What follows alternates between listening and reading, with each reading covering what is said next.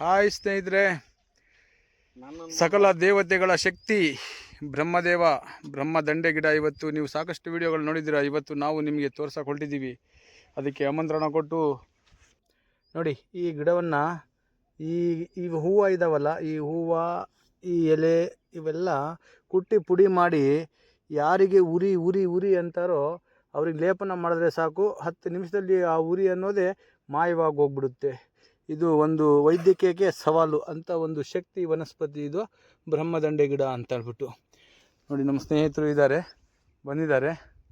ಅವರು ಸಹ ದೇವಸ್ಥಾನದ ಪೂಜಾರಿ.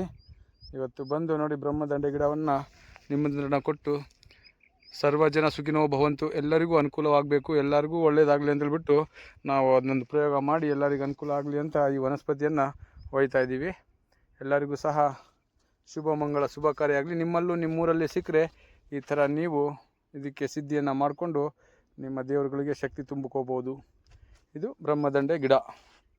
ಎಲ್ಲರಿಗೂ ಒಳ್ಳೆಯದಾಗಲಿ.